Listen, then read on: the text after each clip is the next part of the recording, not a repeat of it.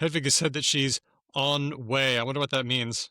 That she is bulking up. She is in a bulking regime, for she is on whey protein. Oh, right. I think that she meant to spell no way, meaning there's no way I'm getting on a podcast with you guys. Understandable. The older I get, the more Groucho Marx I am becoming, right? Like, why would I want to be part of something that would have me? Mm-hmm. Terrible.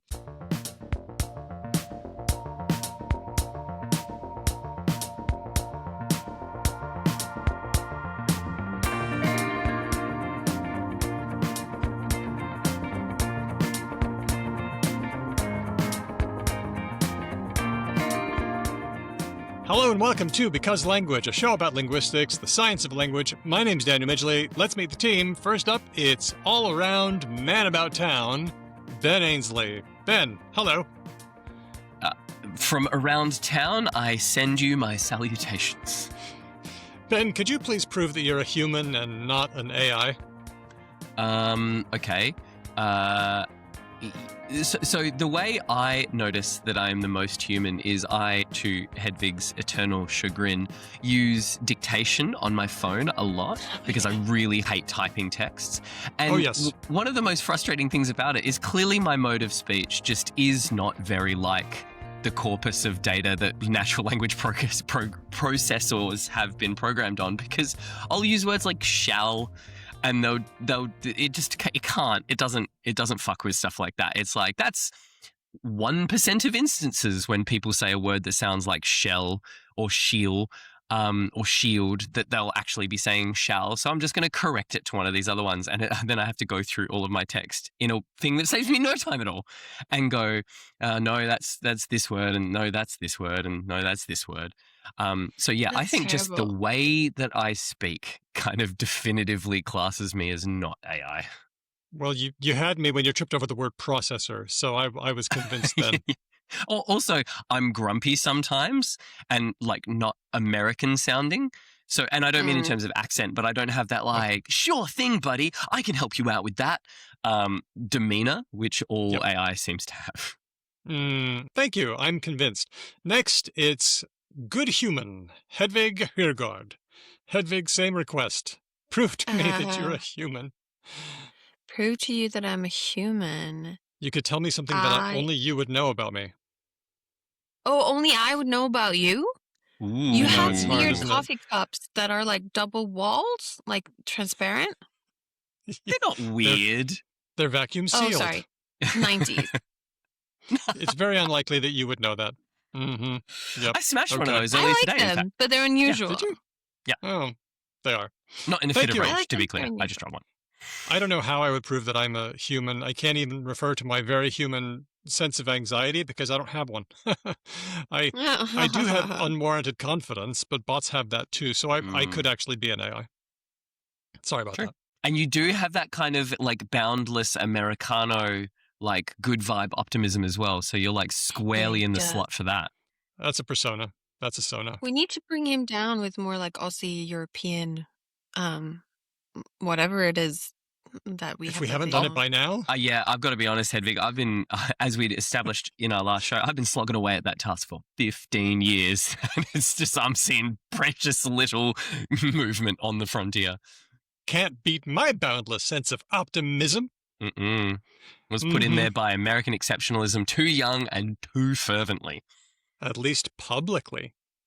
Well, today on the episode, we're talking to Dr. Mary Walworth of the French National Center for Scientific Research. She studies language loss. She's been working with people on, now I hope I get this right, Nusi Island in Papua New Guinea. Sometimes it's called Tench Island, and they speak a language called Nusi, or sometimes Tench? Tennis? Which is Tench? Well, as Ben might have guessed, Ben, do you want to guess why there's the name Nusi and Tench for this island and people and language? Which one do you think is local, and which one do you think is something else? Let's play a game. I'm guessing that Tench is what the French did, and Nusi is like, or the other way around. Is it French? Is it British? I don't think it's French, but it is Okay. the name of a colonial general or lieutenant or Yes, something yeah, who yeah, saw yeah, the yeah. island. But Hedvig, Yeah, surely they as- have the ench ending in their words because it's in the word French. I mean, I was picturing an Yeah. E at the end of tench, like tenche or something.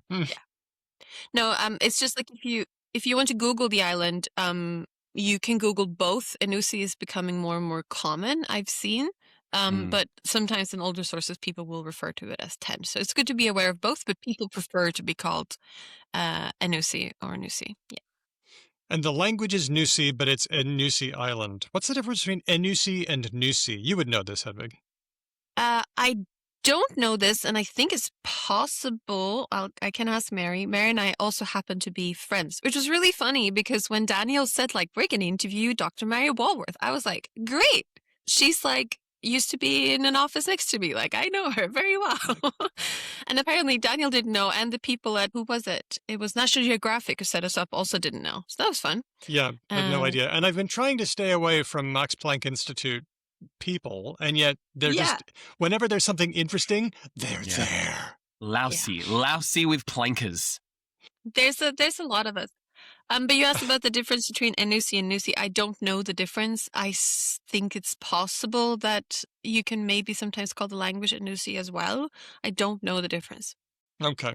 I might flip back and forth indiscriminately during the interview with Mary. And we're interviewing Mary because she was recently on an episode of Pole to Pole with Will Smith, who is an actor and a rapper. There we go. We were interested in a couple of things. We were interested in what climate change is doing to minority languages, but we were also interested in, like, what goes into communicating linguistics to the public on a big scale, like a television program. So that's all coming up in this episode. Or a statewide radio show, Daniel. Well, I'm still coming to grips with that one. You know, our first live episode of the year is coming up, and that means we're inviting all of our patrons, both free and paid, to attend. We'll be announcing the date and time shortly. But to get in, you need to be a patron, so sign up, patreon.com/becauselangpod. Does anybody want to read our new latest patrons? I can do this thing. Would you please? Patrons are great, and we've got some new patrons. Our newest supporter is Becky. At the listener level, we've got Renee on the beach, bumping it up from free. Also, Simon A with a yearly membership. Oh, Simon, all at once, eh? Big spender. And Susa K bumping it up from the friend level. And at the friend level, speaking of which, KCH. I'm going to go with Casey on that one. I think it's Case. I feel like it's Case. Case. CAYCE, listeners. You decide. Casey or Case H.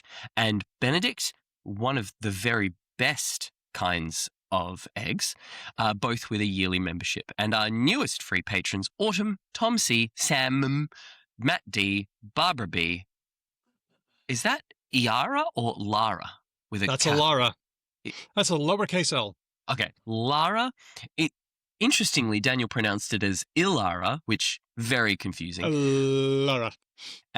Sarah and Oliver B. To all of those humans, welcome to the fam.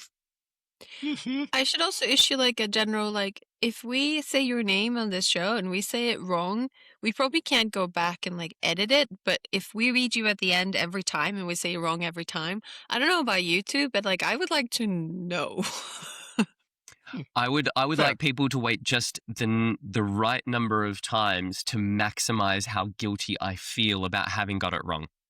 That's what I would do in your shows. Somewhere between 3 and 5 is that awkward limit. Well, let's get to some news. This one was suggested by Jill via email, hello@becauselanguage.com. Hi, Jill. Hey, Jill. This has been in the French language news this week in Quebec, and I thought I'd send it along in case no one has already mentioned it. So Jill is going to give us the rundown here.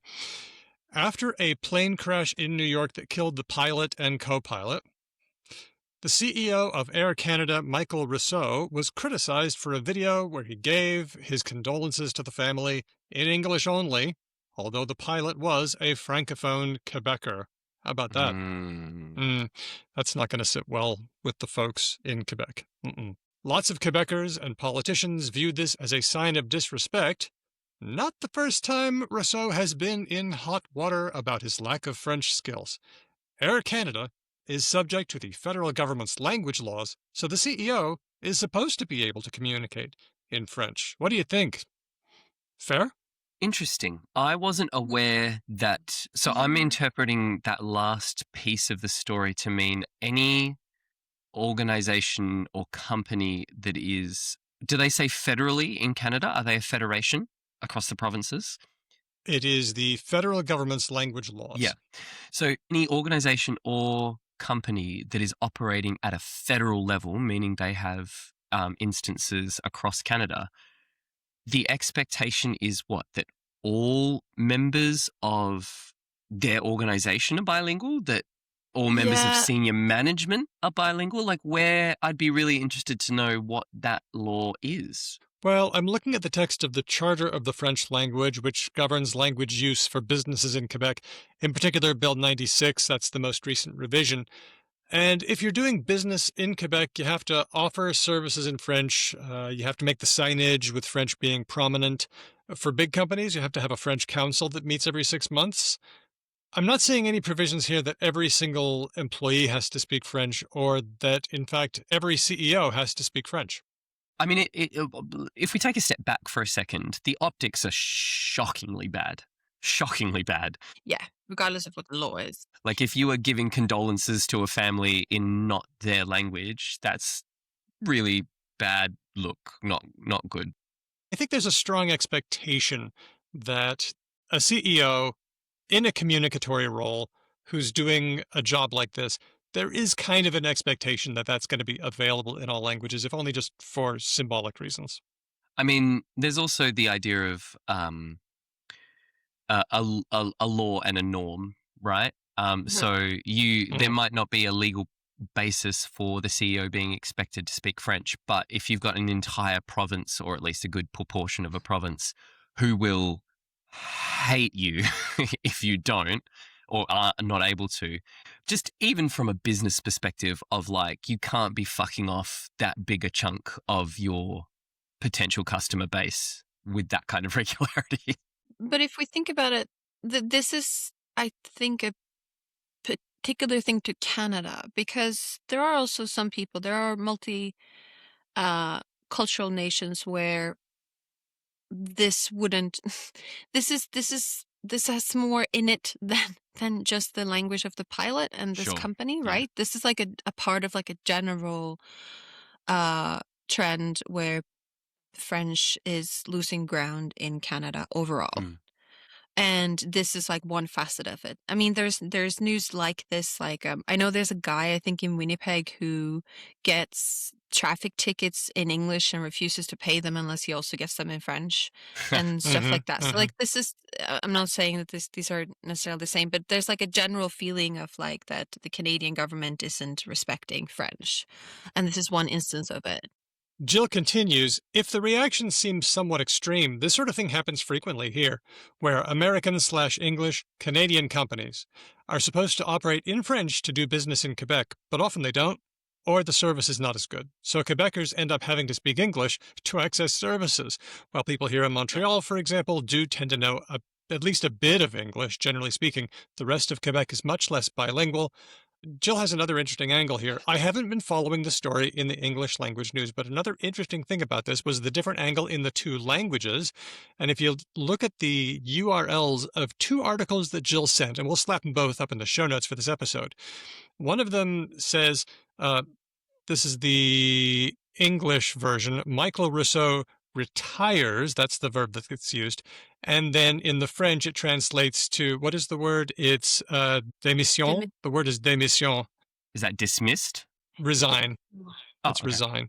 Not just retire, but actually resign. So there's a little bit of a different way of looking at things in the English-speaking articles about this and then in the French-speaking articles about this. Kind of fun. Good data point. Jill finishes up, love the show. Thanks, Jill in Montreal. Oh, thanks, Jill. much, Jill. Now, Hedvig, you showed this one on our Discord, and feel free to jump in if you know about it. I've written a bit on it, but No, you This read is a your bit that you've written. I know some things, but you've got it prepped. Okay, I'll start off. This is in the UK. I'm getting this from an Instagram post by Sophia S. Gaylor. Mm. There's also an article by Martin Shipton in The Nation Cymru. Link in the show notes. Here's what's going on.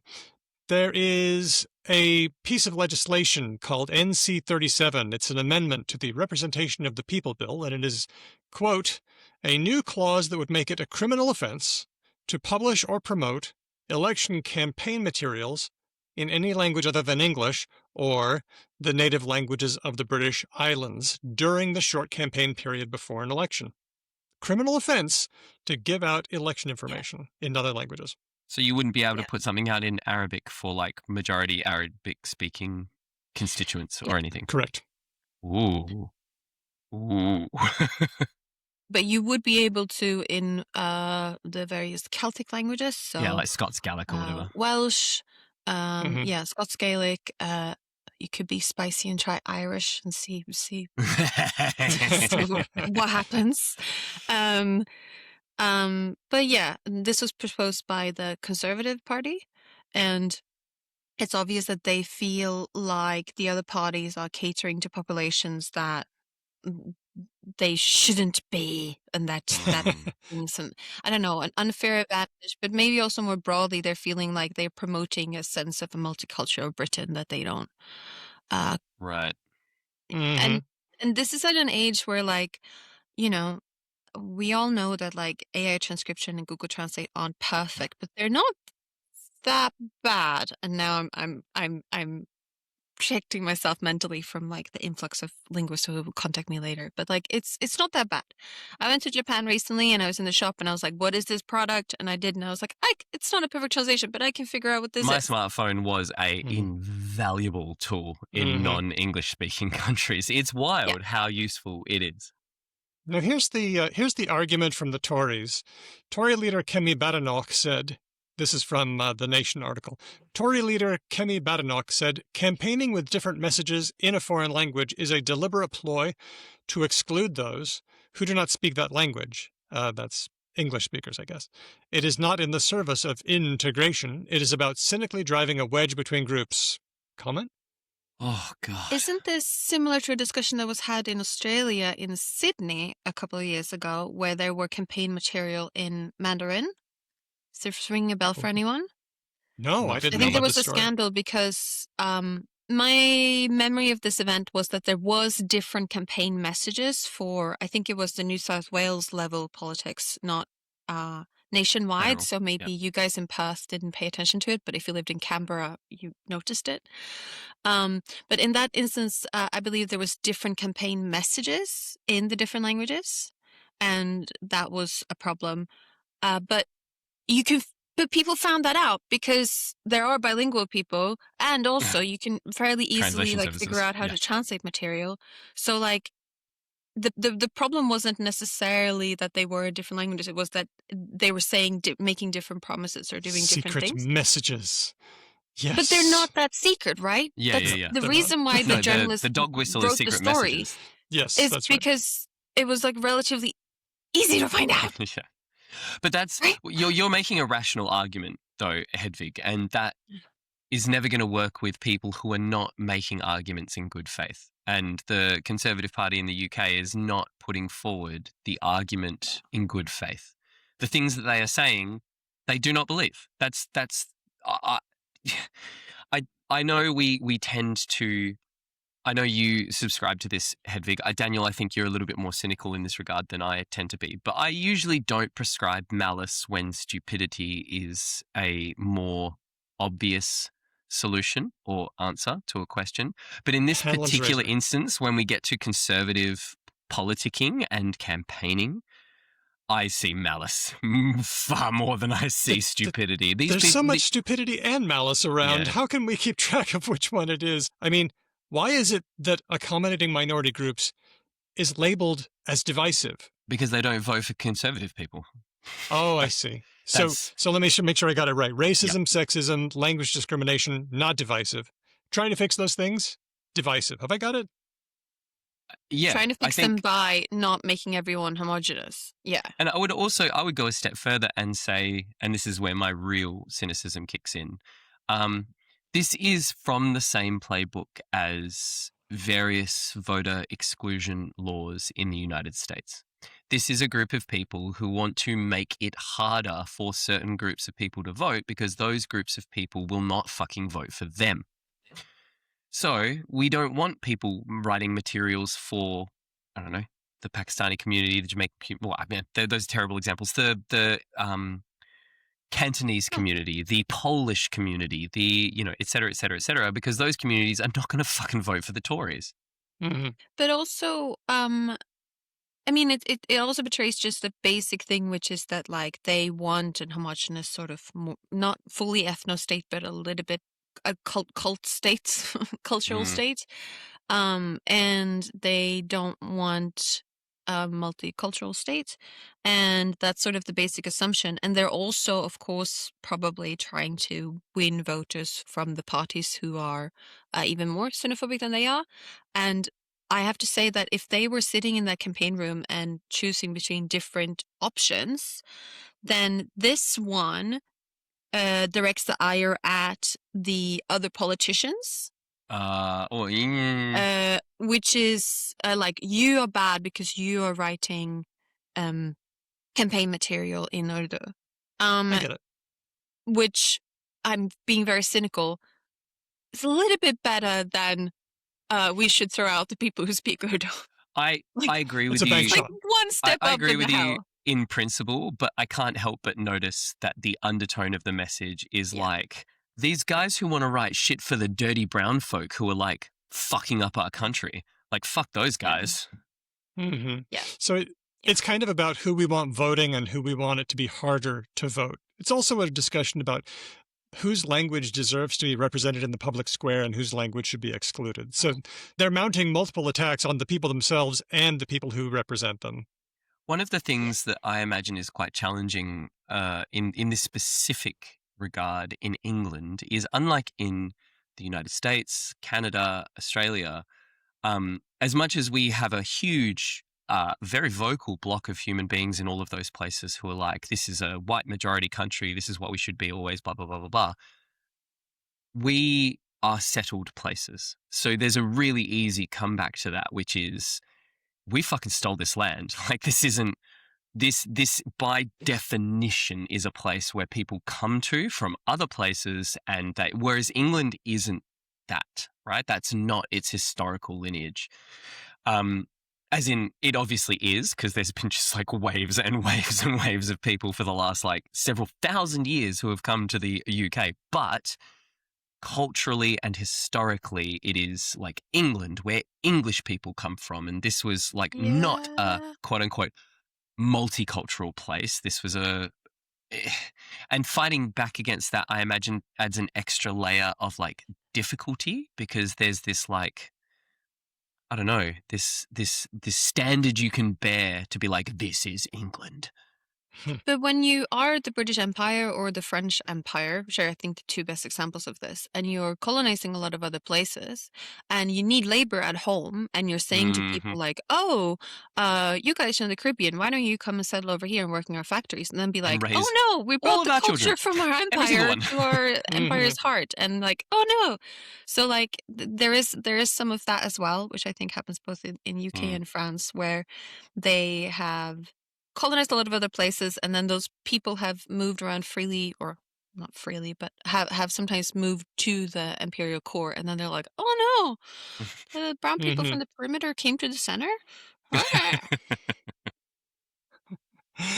Let's move on to our next story. It's time for a Wug Test. Remember the Wug Test? I do not remember the Wug Test.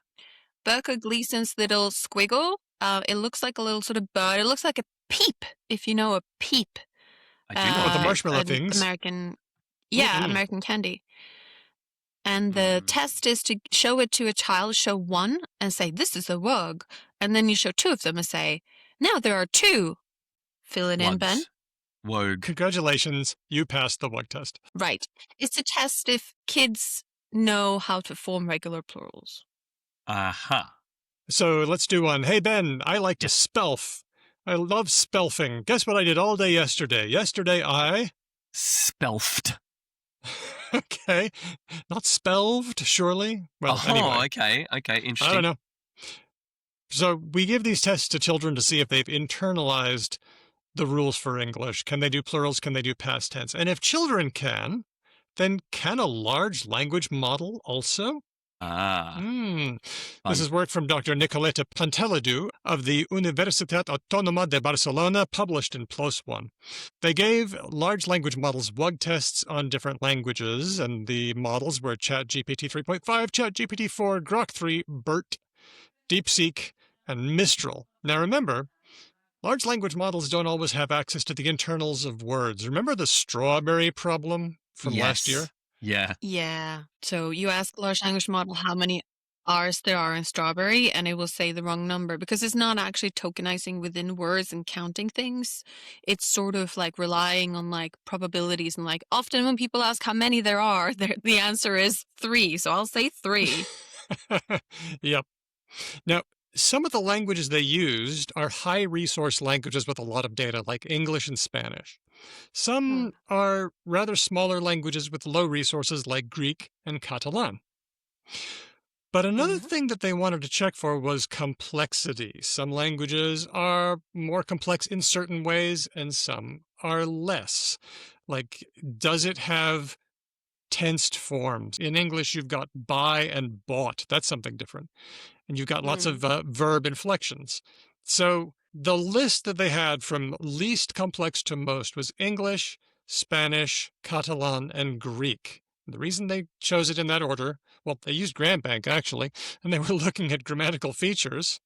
And English came up less complex because it doesn't have as many, with affixes encoding, higher fusion scores. Why did they say least to most? Fusion is the score I made up. What? Tell me about fusion. Fusion technically is a thing in theoretical linguistics that means that particular, like it means like how much material you have fused to each other. So you can think of it in a way as like how much like affixes and stuff you have stuck on each other versus if you have a language where things are more freestanding. There are more aspects to fusion. Specifically for GramBank, we have a bunch of features in there that say like, do you have a past tense marker on your verb? Do you have plural marker on your noun, etc.? And then we count up for each language how often the answer was yes. And then we say that if you answered yes more often to such questions, if you have something bound on something else, you have a higher fusion score. And me and Hannah Haney created this score because we were trying to understand our principal components analysis that we were getting at. I've written a little post about it on our wiki if you want to learn more. But basically, it's a very simplified way of saying how much sort of things do you have stuck onto other things. Okay. Well, the least to most list is English was the least fusional, Spanish, Catalan, and Greek was most. Yeah, that seems about right. They also looked at something else, the informativity dimension, which is how much stuff you have to do. I also made that one with Hannah. Go on then. So basically, we have a bunch of questions that says like, do you make a distinction between male and female in your pronouns? Do you make a distinction between inclusive and exclusive we? You can think of these as information points. You can say, no, we don't make a distinction. We leave it ambiguous. Or you can say, yes, we make a distinction grammatically. So every time you say we, you have to decide whether it's inclusive or exclusive. You can't leave it ambiguous. Or at least there's an option for you to switch grammatically. So we count up for all of those questions that ask about a sort of distinction. We count up for all of those if you said yes or no. And if you say yes, it means that for these particular concepts that we checked for, you made a grammatical distinction more often, you as a language. And if you answered no, then for these concepts, there's more ambiguity. So we call that informativity. I found out later after we published this article that the term informativity also means something else. But that is what it means here. Okay. Well, Greek was the highest in informativity, followed by Spanish. English, again, was the lowest. All right. So now here's the question. Which kinds of languages would do better? Would they do better if they were big languages with lots of online resources and lots of data to pull from? Or would they do better if they were simpler languages, less complex in terms of fusion and informativity? Which would do the Wug test best? Simple. Okay. I'm going with simple. You're going with simple. High fusion. No, it should do better if they're high. Mm-hmm. The problem is also that these scores are primarily targeting what's called bound morphology. So like the wugs, like when it's stuck to the word.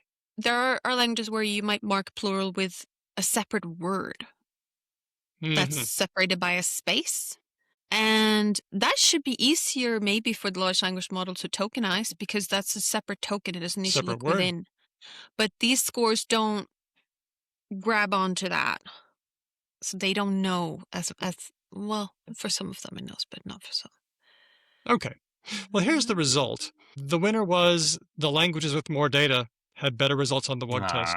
Boo. Oh. Even if they were more complex. Yep. So this is the bitter lesson. If I use the term bitter lesson, have we heard that one? I'm not sure. Pretty sweet. It's from an essay from 2019. The bitter lesson means we've tried knowledge-based approaches. We've tried using human knowledge on computer problems. And it turns out that what we should have been doing was just giving it tons of data, tons of statistics, and tons of compute. Works better every time, to the chagrin of linguists. I also just want to say, large language models are just about there on the strawberry problem and other ones. People who develop these things have been hammering away at problems like the strawberry problem on the internals of words problems. They don't seem to be tokenizing on characters, which is what you'd expect them to do. Instead, the models seem to be doing a kind of reasoning approach where they're able to take the words, break them down into an array, and then do stuff to the arrays. So, for example, I tested this on Claude and ChatGPT. What word do I get if I take every third letter in the word rebelliousness? Letter 3, letter... And so what it's able to do, it says, let's take every third letter counting from the start. It puts the word rebelliousness, and then it says 1, R, 2, E, 3, B. And once it's got that in a row, then it's able to take letters 3, 6, 9, and 12, and you get the word blue. Yeah. See what it's doing? It doesn't have access to the internals of words, but it's able to do an operation where it takes the word apart, and then it's able to manipulate that. Yeah. So that's what's happening. Interesting. As soon as we talk about the inner workings of large language models, I get lost. It is very high order thinking stuff. And I'm like a pretty smart guy, I think. Like, I know a lot of stuff about a lot of stuff, but as soon as people start talking about like how the actual large language model like learns and how the tokens are constructed and broken down and all that kind of stuff, I'm just kind of like, Guh? Well, and it's how about you and I try to explain it like someone's 5? No. But I think one thing that is confusing is that when large language models first came out, they were mainly just large language models. Now we're seeing agents that have other tools incorporated as well. So, for example, it used to be that when you asked ChatGPT, like, what's 3 plus 4, it would just look at, like, what do people usually answer when you say 3 plus 4, and it would answer that.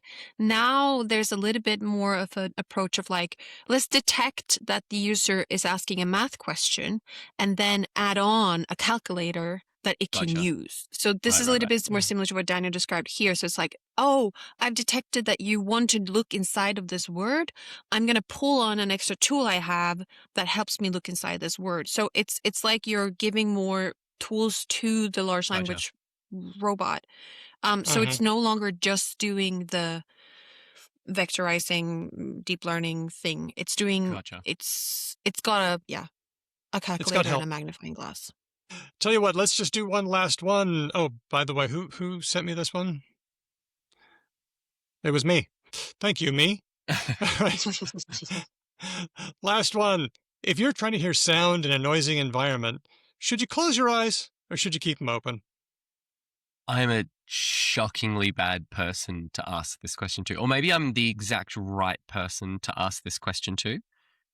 My hearing... My capacity to differentiate sounds from background noise is atrociously bad. Same. Like it has been the scourge of every significant partner I have had in my life. If they walk out of the room and a little bit of echo is introduced to their voice as they potentially yell from the other room, I'm done. I'm gone. I got nothing. Like it goes from like, hey Ben, like what did you want to have? Like that is what I hear. And if like parties, or the one that kills me is like restaurants with big tables. So I'm like far away from someone. No. I'm Nope. cooked. I'm cooked. Same. I'm also struggle a little bit with it. It's also good to just remind us that like the human brain and ear is very advanced. Because if you look at like the incoming acoustic signals that you're receiving, especially in an environment like that, it for example, it's pretty hard for it used to be pretty hard for computers to do, and I think it still is in many circumstances. It's really hard to distinguish noise from signal, and your ear is like evolutionary engineered, if you can call it that, to do this for human voices. Which brings me to my question, Daniel. You asked if it's better to close your eyes or not. Is it human speech, and is there a human I can see? There is no human you can see. It is a recording, and it's not human speech. The sounds were canoe paddling, drumming, lark chirping, train, and keyboard noise, masked by 70 decibels of pink noise. What is pink noise? Ben, do you know about white noise? I do. It's Static. that's when all frequencies are randomly, evenly able to occur. So high and low pitched sounds. So what acoustic phonetics like to do other kinds. So where like there's brown, pink, and other ones, which is just like different biases on which frequencies are able to occur. So I think pink is more high pitched. Is that true? And brown is more low pitched. Okay, cool. Well, it's been shown that closing your eyes enhances auditory sensitivity under fairly clear conditions, but they wanted to find out what happened when the target sound was masked by noise. This is work from Dr. Ni of Shanghai Jiao Tong University and a team published in the Journal of the Acoustical Society of America. All right, so we know what they were looking for, but some people looked at a video, they looked at a photo, or they closed their eyes. And what the team found was, quote, taking blank visual stimulation as the baseline, closing your eyes elevated detection thresholds. That doesn't meaning surprise me. you needed more sound to hear the sound when you closed your eyes. Oh, wait. Okay, the opposite of what I would have assumed. Elevated the threshold. That's By interesting. contrast, they say watching a video or a photo lowered thresholds by a few decibels, contrary to Hang on a conventional second. belief. Are you watching a video or a photo of the sound you're looking for? Not necessarily.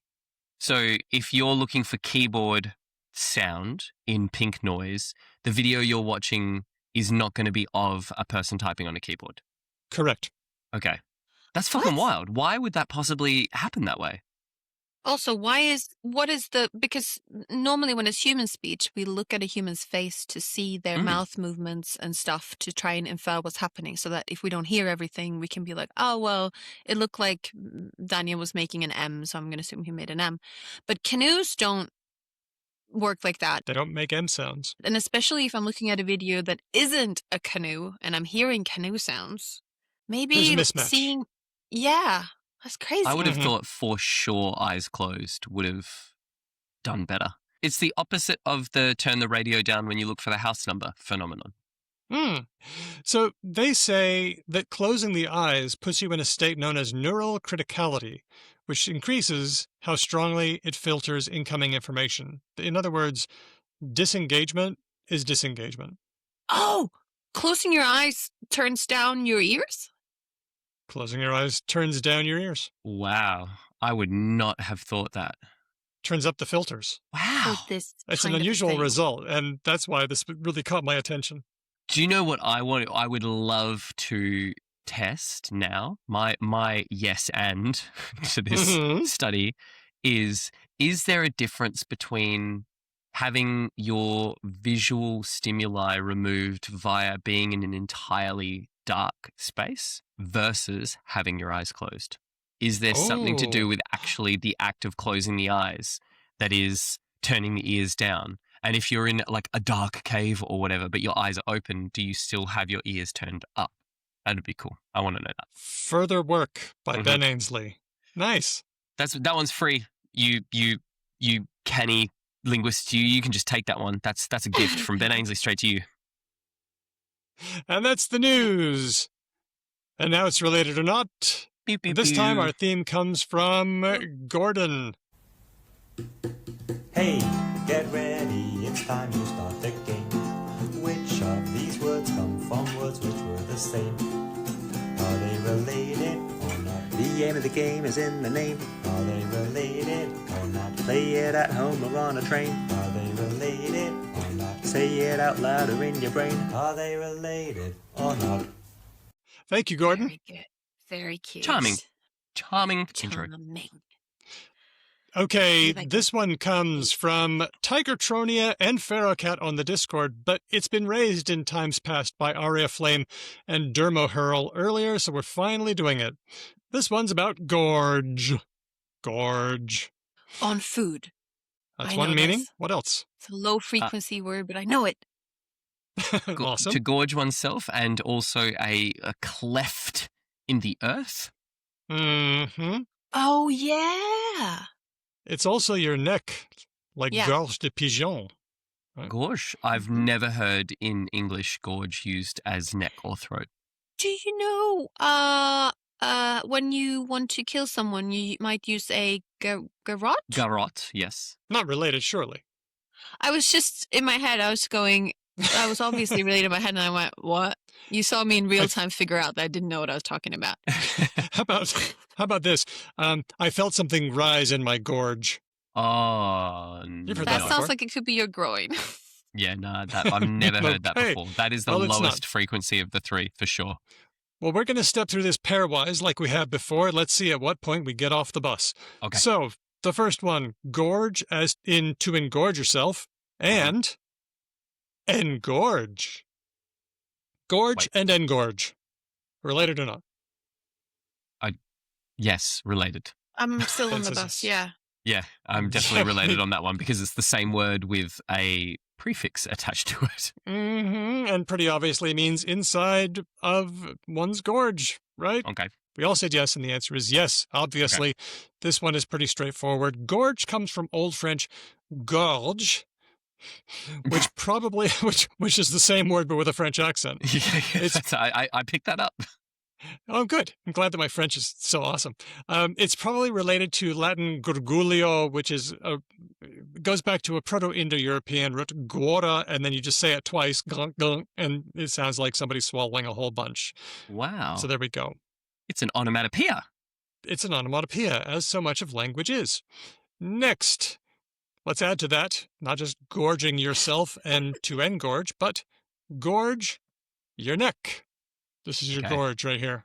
I'm going to have to go related on that, even though I do not believe that gorge actually means neck and that you've just made it up in this very moment for this game. But yeah, to ingest, to put in the throat, that strikes me as very related. Me too. I'm on the bus. We're still traveling because these are related. You put it in your neck. Okay. Actually, this sense of gorge, meaning the outside of your neck, is the older sense, and it was only the outside of your neck, not the inside. That's why you engorge, meaning you put it in. Okay. Gotcha, I guess gotcha. throat handles that. Throat's kind of a funny word because it means the front of your neck and inside, like I had a sore throat, does, but it doesn't mean the yeah. back. Yeah. What a weird word. And neck in English mainly means the back. Question mark. I think so, but it could be the whole Ooh. thing. Yeah, Just I'm going to like- go no on that. I think neck refers to the entire, like neck is the equivalent of torso, but for this portion of the body. I would also say that torso is suppose- mainly the front. No. Oh, 'Cause I feel the that. other thing is the back. I feel that. Dang. And if I say I politely- had pain in my neck, I don't have pain here, do I? Yeah, but here's the thing. If we Mhm. say we have pain in our neck, Mm. or you wouldn't, I don't know. I don't know. The front is your throat. No, no. I agree. I agree that throat is the front. I think that neck and torso are collective groupings of things, and then Uh-huh. back or throat are more specific areas upon those collective grouping of things. Interesting. You know, it's kind of like the way the word day could mean like all of a day, 24 hours, or it could just mean the bright part. Yeah, know? true. We Or if press you got words into shot in the service. neck with a crossbow, it wouldn't really matter what part of the neck that crossbow Yes. was now sticking out of. Dang, We'd be that's like, true. that guy's been shot in the neck. No, I agree. I just think that it's the whole thing, but with a flavor of mainly the back. Okay, fair enough. Okay. We sorted out neck and throat, but let's get on to the next meaning of gorge, which is a narrow valley. Yeah. Also related to I'm all of saying those? yes. I'm going to go yes as well. It's the throat of like the river or the canyon or Yeah. whatever, right? I also said yes, I can see the similarity. Simple metaphor. We went to a really nice gorge on Crete when we went on our honeymoon. Not the one that everyone goes to, a smaller one. And gorges are We're not like the other beautiful. honeymooners. I didn't know about either one. It was just like a 4-hour drive or something, and then like a 6-hour walk, and then like it was. I'm not doing that much hiking. It's too much. Anyway, it was really cool, and there was like a very old cave in there with like a really like old temple that was like 2,000 very years cool. plus. It's very cool. Was it a grotto? Like gorgeous. Ooh. It might have been a grotto. Because if it was a grotto, then you might have seen something that was grotesque. That's Mhm. fun. I did not know that connection. Mm-hmm.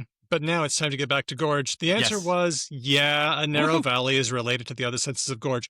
Now it might be time to get off the bus. Okay. Gorgeous. Mhm. Ooh. If something's gorgeous, is that related to gorge? I'm going to go Now- no. Maybe somebody I'm saw a getting pigeon's off neck the and thought bus. it looked great. No, I think we are still on the bus, and I think this has to do with the sense that like a woman's like neck and And what's this area décolletage. called again? Décolletage is like very sexualized and very like gorgeous. hot. Yeah, so I think that a woman who has like a very pretty neck and maybe front area here is gorgeous. I thought so too, but I went weak positive on this one. So Ben's a no. Daniel, you know Hedvig this and I- game. You're on the bus or you're off the bus. I'm You got, yeah. I'm You on, can't be but doing I'm, like a school camp, like hanging out the window kind of I'm nonsense. eyeballing the exits. I think, is this bus, have I missed my stop? What? Okay. Answer, related. Oh. So the Distance. OED says it comes from Old French gorgias, elegant or finely dressed, of uncertain origin, but then Edem Online steps in and says perhaps a special use of gorgias, necklace. And in fact, Oxford admits that it might be like there was a special kind of necklace. Sorry, That was I thought you meant without a neck. I was like, don't that mean doesn't without a sound very neck. gorgeous at all. They Like, say ah. necklace here in Australia, don't they? Well- hey there, necklace. When you said necklace, I assumed you meant the same way as backless, that like the dress exposes the skin. A necklace dress. Sorry about that. Well, how do I okay. disambiguate that? I'll say it not Americanly. Necklace. Mm. There we go. A necklace that was really nice looking and very gorgeous. So all related. There we go. Thanks to Tigertronia, Pharaoh Cat, Aria Flame, and Dermo Hurl. Hope you didn't actually hurl because that would be a disgorgement. All right, next one. This one's from James, but Pharaoh Cat wondered this one as well many years ago, I found, on our Discord. Any, as in, do you have any money? Mm-hmm. And many. She has many money. Oh, that's No, she- fun. I She like has this. many things. Yeah. Any and many. These go back a ways, don't they? Oh, these Anything must be can happen. old words, right? Super friggin' old words. Okay. I like this. I'm going to let Shall I go Hedvig first? take the lead. Or you, Daniel. I said sure. Why not? I'm lukewarm on this one. I say sure as well. It reminds me of like willy-nilly, which is there used to be an old negative prefix. So will and nil is to not want. So Which willy-nilly means, is does he someone who, want like, or does he not want willy-nilly? Yeah, it's someone who's like fickle. Okay. And I mean, it shares nothing with any and many except that it's a prefix. But well, let's think of when we use it. Like, I want any cat, and I want many cats. That sounds like they belong in a sort of paradigm, doesn't it? Yeah, Well, they're yeah, both determiners, aren't they? yeah. Yes. That was the lukewarmest yes so far. It's just, I know that there's a lot of linguists who listen to this as well. Determiner is like a bit of a funny class of words. And sometimes I get lost in my own definitions and I start worrying.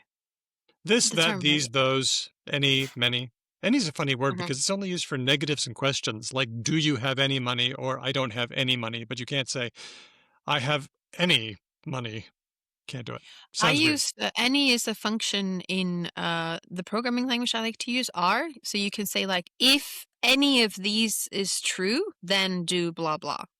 And I like that. That's a fun one. yes. That's a good way to That do is. booleans. That's cool. Yep.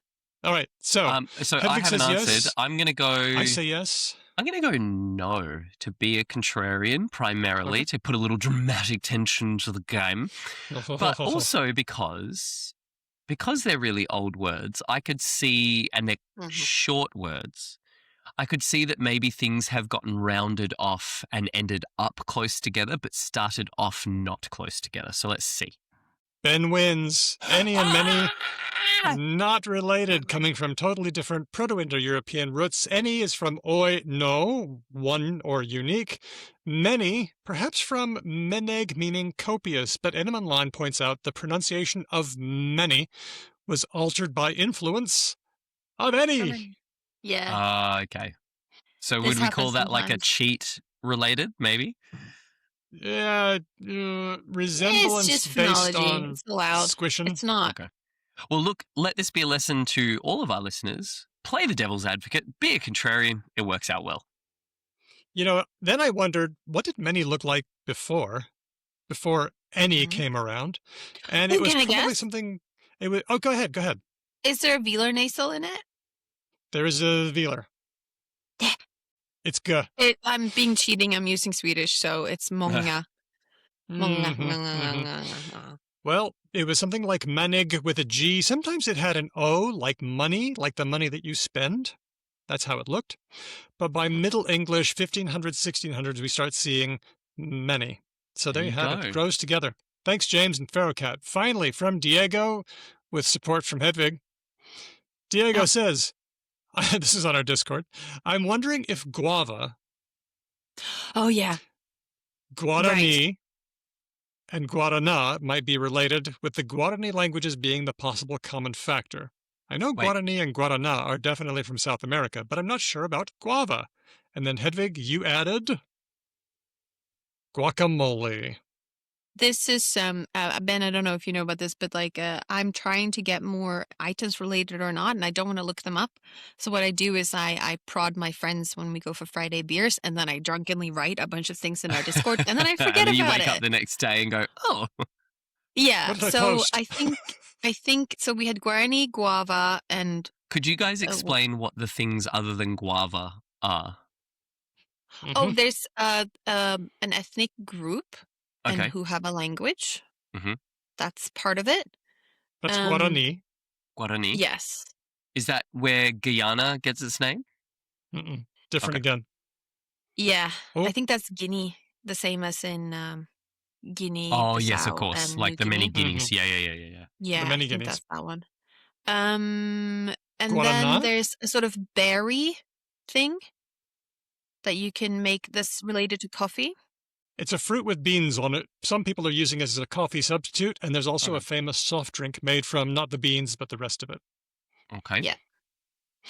And of course, we know guacamole because it's tasty and wonderful and slippery. Oh, yeah. I So, think I added guacamole to just be like, Yep, you did. "Mm." Now, we're not wondering if they come from the same language. Simply tying back to the same language won't be enough, because they probably do. But the same word? Hmm. Yeah. So we need to ask ourselves where the guava comes from, which is actually surprisingly hard, I have discovered in my... Really? Well, as in, to intuit where food comes from is Oh. actually quite hard. Obviously, I could just fucking Google it and it is really easy, but the industrialization of food has made inferring or guessing where stuff has come from extraordinarily difficult, I think. Because, okay, sure, for like really big famous things like potatoes and tomatoes and the nightshade family coming from the New World in the Columbian Exchange, fine. But guavas, are not super readily available as a food stuff. Like, you generally need to go to pretty niche supermarkets to get yourself some fresh guava when they're in season and that sort of thing. Or you can only get like guava paste from like Indian supermarkets and that sort of stuff. I'm going to go unrelated based on the fact that guava does not come from the place where the ethnic groups come from. I'm going to guess that guava is not from South America, and it is in fact from the South Asia region. Okay. So you're putting guava on its own. I am. The rest of them related, do you think? I think we're going to need a list here. Maybe the berry and the ethnic group are related. Okay, Ben says that the Guarani and the Guaraná. Oh, and by the way, I think guacamole is unrelated to all of them. Like, Okay. Not connected. You've picked out that pair. I have a theory about the guacamole, the guava, and the berry, which is, now I'm getting stuck in my head. Guaraná. Guaraná. What if gua is like fruit? Okay. Or Interesting. brown Or to thing? pound, maybe. Do you pound all of them? Yeah, you can. Interesting. So if it's like round thing or fruit or to pound, and that's in common, and then like the ending is like, oh, it's this one. I know that guacamole is so named because mole is the thing you make guacamole in. I'm pretty sure. No, mole is the sauce, isn't it? Mole is like a kind of... Oh, You can actually, get no, you're mole right. at It's like restaurants. it's a thin no, a molcajete is what you make the guacamole in, Oh, and the mole cool. is, you're right. It's like things with a thin runny consistency, generally speaking, or like Yeah, so I got guacamole. So So if gua is like round thing or fruit or pound, and then ka we don't know, and mole is like sauce, then guacamole is that. Okay. I don't know. But I'm having fun, and I think I'm gonna go with my theory of gua in those fruit things being like round thing, fruit, egg, pound, and then we have the leftovers are Guarani, the people and language, right? Mm-hmm. Which I'm gonna guess is unrelated. I don't see The odd one out. Unless it's like the people who eat those things. They wouldn't be called that. You're gonna have to make a guess on the bus or off the No, bus. Let's people go. can be called that. You can be like we're the people who really like this food. Maybe. Yeah. I'm gonna You go should all see related. them. You Fuck should it. see them. They just go Not nuts at for all. that stuff. I said none. I said nothing related because I None? think We've got a good spread going here. This is good. I think a gua sound can come from anywhere. So I didn't think any. You know, you got wa and that turns to gua, or gua turns to wa, or a hua or something. Just grows. Just grows like weeds, those gus. Okay, here's the answer. Ain't none of them related. Oh, Fucking hell. So let's start that's with guava. rough. This one comes... Ben, you did a great job. The guava comes from Arakan, which is a West Indies language. The fruit was guayabo. Or maybe from Tupi, guayava, guajava. Tupi likes its gua sounds. There's a lot of them coming up. Okay, now let's move on to guacamole. Different word, different language. This one comes from Nahuatl, an Aztecan language. Ahuaca mole, and the ahuacatl is the avocado, and the mole is the sauce. Apparently, huaca and guaca, they can move around a little bit. Okay. Guaraná comes from another Tupian language, Satere Mawe, which the word was Guaraná. Instead of Guaraná, it was Guaraná. Not sure why it's called that. It might be from Portuguese Guaraná, and they borrowed it from Tupi, where they like their guas. Again, wa to gua. Finally, the Guarani people. Now, prior to European contact, they called themselves the Aba. Jesuit missionaries found them and noticed, or wrote down, that they also called themselves Guarani, which is an old Tupi word, war or warrior, people who fight. Mm. Maybe they called themselves that. Maybe the name was given to them by the Spanish. But even so, it looks like none of these 4 words are related to each other. Different languages, different roots, different times. How thoroughly unsatisfying. When Daniel is the only person who wins, everyone loses. Oh, but you did pretty well, both of you. Thanks to both of you, and thanks to Diego.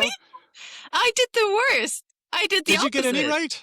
Oh, okay, never Oh, mind. I don't know I'm just about the trying other. I only care about this gua question now. And I guess all related. And the answer was none. So, to- Okay, well, that's all right. I love your thought process. I'd still give you part credit. I think this is also proof that when I suggest things in the Related or Not Discord channel, I do not look up the answers, and I have no. You're being impartial. I am being very impartial. I don't know what's going on. Thanks, Diego. Thanks to everybody who suggested, and thanks to Gordon for the theme. If you'd like to send us a Related or Not or a jingle, send those to hello@becauselanguage.com.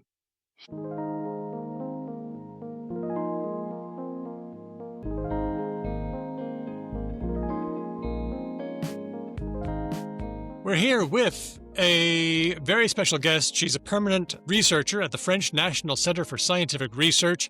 She recently appeared on the National Geographic series Pole to Pole with Will Smith. It's Dr. Mary Walworth. Mary, thanks for coming on the show. Thank you for having me. I'm happy to be here. I was surprised to find out that you already knew Hedvig. Yeah, Yeah. for a long time. Yeah. I think Mary and I have known each other since, I want to say like 2016. Does that sound Yeah, right? about 10, probably Yeah. about 10 years. Yeah. Yeah. Mhm. We're both linguists interested in Pacific and have worked in the same workplace. So it's, That's right. yeah. That's right. Well, I want to talk about what you're doing in a couple of different ways. First of all, I'm really interested in, I never know the right way to say this, language endangerment. Maybe once I finish with this bit, you can tell me the right way to say this. But Okay. language endangerment, language loss, especially as it pertains to climate change. But I am also interested in this media thing that you're doing because I am also a media linguist and I would like to be on television. So I Okay. want to fair find out enough. all I can here. But maybe we should start with the island that is of concern in this series, and it's the island on the map. It's Tench Island. It's very small. It's in Papua New Guinea, and I wanted to know a little bit about the language scene on Tench Island. Yeah, sure. So we're going to call it Nusi, right? Because Nusi. Got it. that's the local name. It is Thank on you. the I map. would It is. so much rather call it that. Thank you. Yeah. So we'll call it Nusi, Nusi language, Nusi Island, but people there also do refer to it as Tench. And it is that on most maps, if it is on a map. Tiny place, probably I mean, I go to small islands often. But Mhm. it's probably the smallest island I've ever been to and very remote. How long time does it take to like walk around the island, you'd say? We walked around the island. We were, to be fair, we were kind of stopping every few steps to take a GPS point and learn the name of that particular zone. Mm. But it took us a couple of hours, and that was with stopping. So you could go Mhm. around very quickly. Yeah. Oh, wow. Yeah.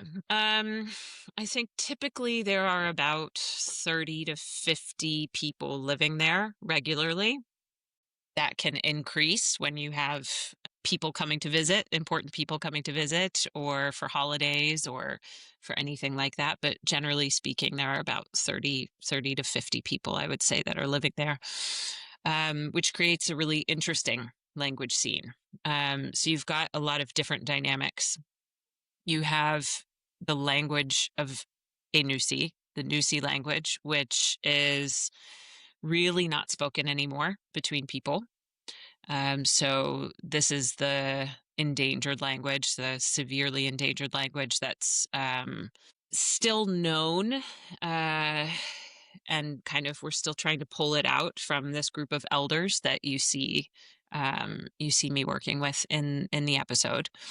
Then there is sort of the local PNG Tokpisin contact Mhm. language, pidgin Creole language that's used throughout the country, and people are speaking that there as well.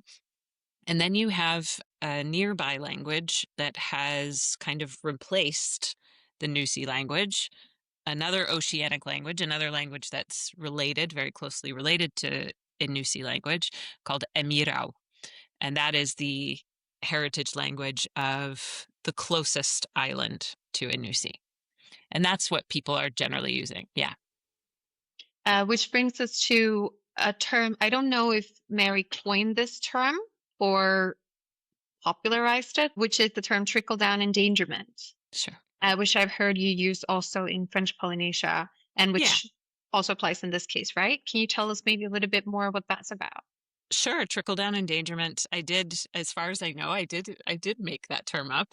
Um, it is in the French Polynesian context, it refers to a language that is endangered, that is sort of endangering other languages. So for whatever reason, it is a language that is part of a more centralized zone of a place that has been previously colonized. So the language in this centralized zone, in this case, it was Tahitian in Tahiti, becomes endangered by the French language. But in the outer islands of French Polynesia, Tahitian was sort of used through religion and through other means, and ended up replacing the local languages of outer islands. So you have Tahitian replacing other Mhm. local languages. So in this case, yeah, it could be similar to a trickle down endangerment where you have Emirau, which is definitely an endangered language itself, or at least a small language.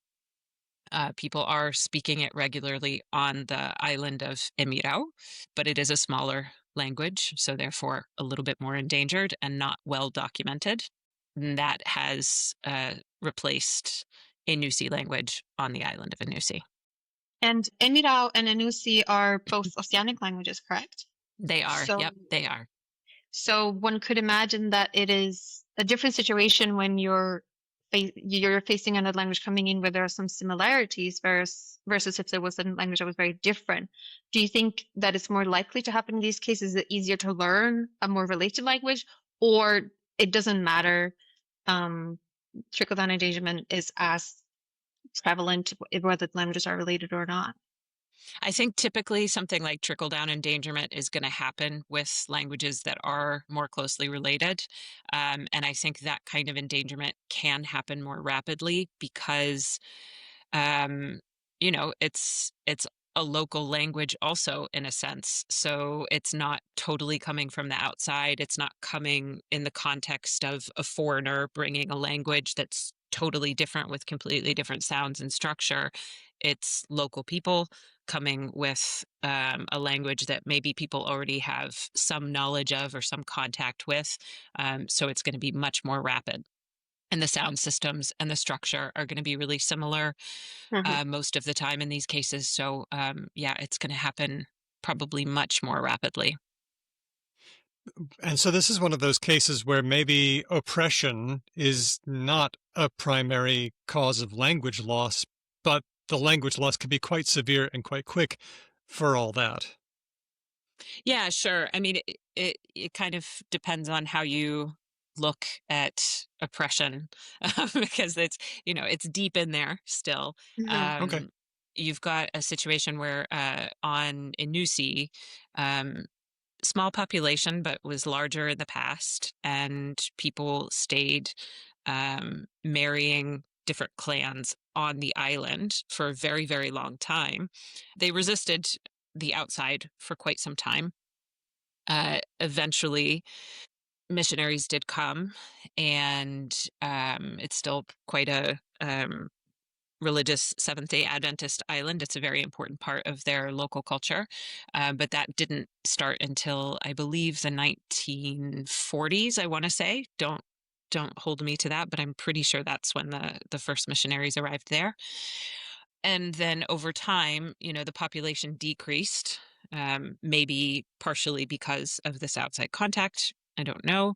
And then that reduces the marriage pool, the reproduction Mhm. pool on island, and so eventually people had to marry out, and that was encouraged also by the church to marry out, and they married out to clans that had the same names on this island of Emirau. And that was, I mean, we did genealogies with pretty much everybody who's living on the island most of the time. And you could see that that kind of started to happen in the 1960s, I would say. Mhm. So, this language, that's why you've got the older people who still have this linguistic memory of a Nusi language and can still have that be drawn out. But then as the generations continue, once people started marrying out, the language, was almost fully replaced. And you see Yeah. this really clear cut. And I suppose this is where we mentioned that actually there's some English going on as well. In the episode, we see people who are, speaking English pretty well. So that's going on too. Yeah, you've got realistically, you have so Norman and Robert, the father and son, do speak English. Not everybody speaks English. I would say English was kind of rare on island. People do speak Tokpisin, which is An English-based Creole. yeah, exactly, includes a lot of English. So English isn't such a big jump, but Norman, he's a fluent English speaker. He's also a sort of a linguist. I mean, in one of our first conversations, he started talking to me about William Labov and sociolinguistics, and I was like, "Hold on a minute, this is amazing." There you go. So we had some really serious linguistic conversations, and then of course Robert is his son, so some of that has been passed down to him as well. So I think they were not the norm on island in terms of English being with such ease. It was really beautiful to see in the episode, I think, the ambition, enthusiasm, passion that Norman has for his community Yeah. and what he sees for their future and what he wants to do. And it was very interesting as well to hear his father. You were doing this that you poetically called like sort of like archaeology of the mind or something like that.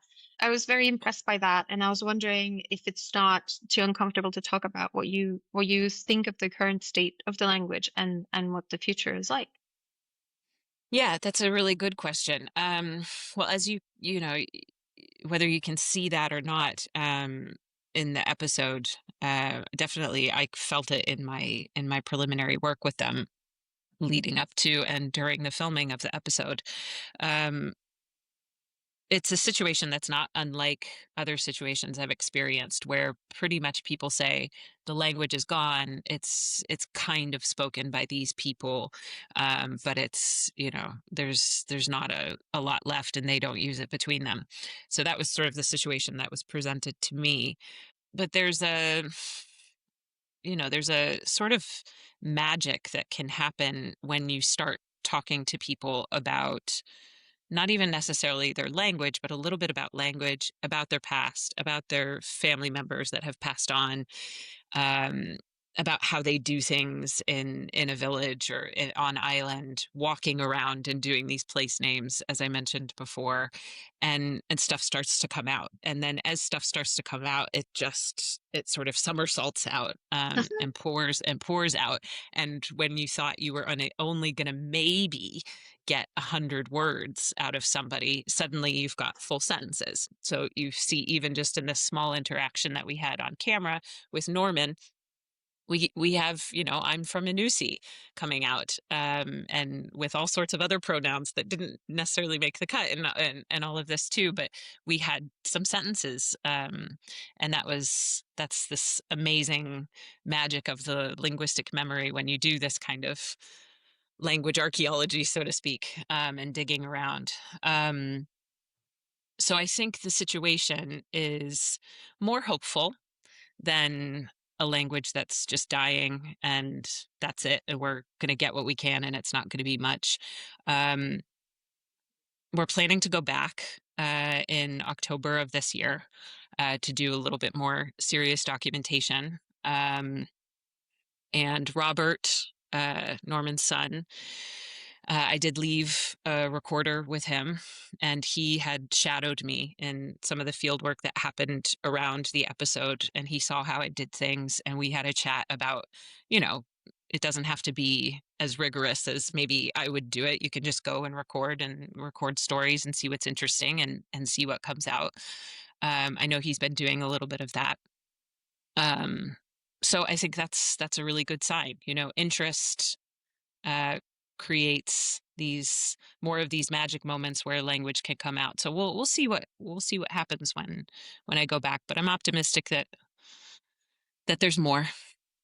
Well, some of these demographic changes that you talked about are not that old. I mean, you talked about the 1940s and 60s. I mean, Yeah. that's not that long ago in people's That's 80 history. years. Yeah. Yeah, but like that's not that long ago. Well, it's Okay. it's long enough that the kids aren't learning the language. So Right. right, and as I'm sure you guys know, and a lot of your audience knows, when you have that intergenerational transmission cut, that's where it's downhill. So that is not happening, but I'm optimistic that, you know, islanders want kids to learn some of the language. We've talked about doing little booklets or, you know, some way to learn in church or in school or even just sort of more casually. So that's positive. But yes, so on one hand, it is dire because you don't have the kids learning it, but it is not so super long ago that some of these older people that I work with, they do remember their grandparents speaking the language. So that's a really good thing. We put out the call to our listeners on our Discord, and Yvo has come up with a question. And I think this is a question that we should be asking everybody who's doing work in this area. Yvo asks, when it comes to documentation, how do you go about making the data accessible to the speech communities? And how much subject participation or collaboration is there in general? Such a good question because, you know, I feel like in the old days we used to Rambo in and take the language, but now there's much more focus on getting the community to participate and making resources available to the community. What's going on there? Yeah, for sure. Great question. And a super important one. So the first thing that happens whenever I've been in a speech community is having, especially in a place like Papua New Guinea and, you know, similarly in Vanuatu, where you have a chief or a council of elders on the island or in the village, the very first thing is a meeting, you know, sort of like a town hall kind of meeting. For me to introduce myself, say what I'm interested in, why I think it's important, and why I want to document a language, and to see if they have any interest, if that's cool with them. If not, then, you know, I'm not going to stick around because that would be totally inappropriate. Usually, I don't think I've ever experienced people saying, no, we have no interest. Usually it's, yes, this is really important. We're so excited you're here. And here's what we want to do. Here's what we'd like to see happen. So then, of course, you know, the community interests are not always the same as, you know, language science interests, but you find a way to make those work together. And that's pretty easy to do when you are working with a severely endangered language and you're starting with things like basic vocabulary or basic sentence structure, because you're just getting all of the words for body parts. So to take that and to say, okay, let's have a local person do some drawings of the body, or have the kids do a contest of, you know, how to draw the human body, and let's add in the local words and, you know, print it out. And there you've already got something that's community based. And, you know, on the language science part, you've got a really cool little list of human body parts, something like that. Same with numbers. In terms of making the recordings and the data accessible, what I always do is take multiple ways of copying over all of the recordings that I'm doing. So, of course, I have my backup for future archiving and language archives after the fact, but a USB key for the community, if there's a computer that's available, also something that I like to do is, everybody's got cell phones now and smartphones, and often on non-Apple ones, there's a place for like a micro SD card.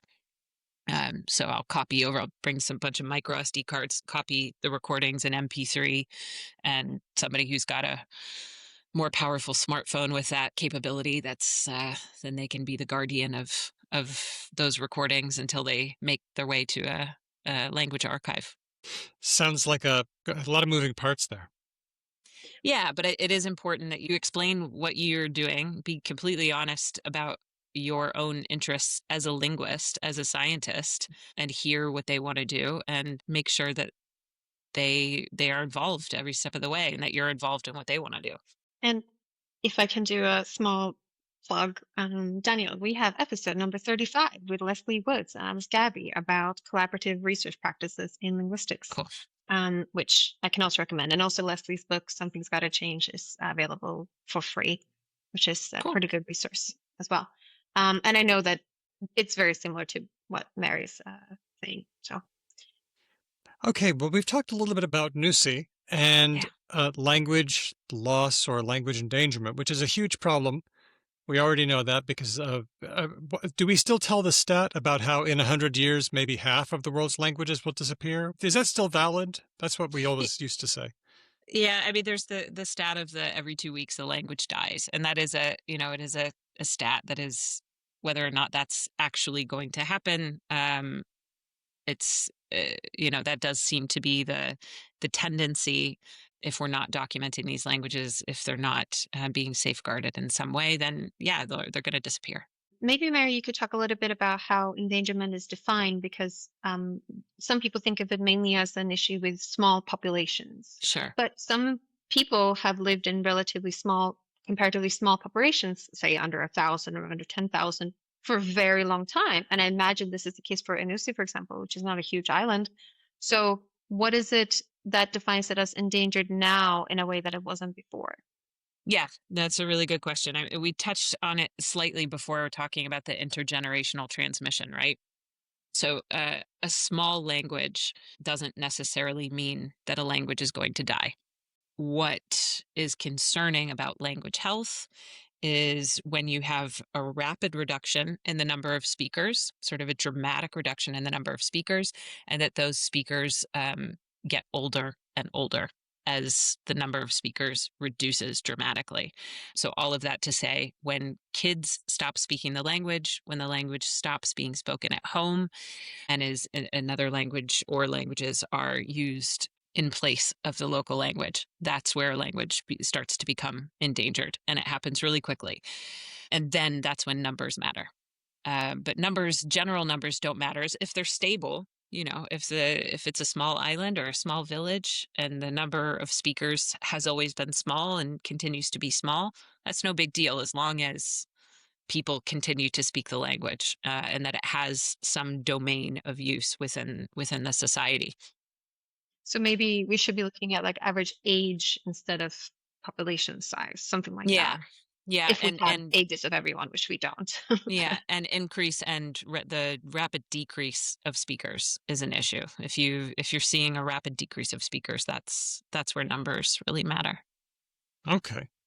But now, in addition to the mix, we're seeing that climate change is having its own impact as people are having to leave the traditional home of the language. Tell me more about that as it relates to people of Nusi. Yeah. So in Nusi, because it's a low island and kind of just floating around as this, inverse coral mound, basically, they're not unique. Also, in their situation of being a low-lying island with rising sea levels, people will be displaced. When, we don't know, but they will not be able to stay there forever, and that is the case for not a lot, but a growing number of Pacific Islands, as well as other places in the world. But my familiar zone is Pacific Islands. And what displacement does is, it's unless everybody goes to the same place outside of their island home, it's going to have an impact on transmission of cultural practices and of the what encodes those, which is language. So inevitably, there's a risk for increased language endangerment as people are being displaced. And it was really cool, I thought, in the episode that you've had both Robert and Norman Jana and also John Iney, who works on marine conservation, who's not from Nusi, if I'm not mistaken.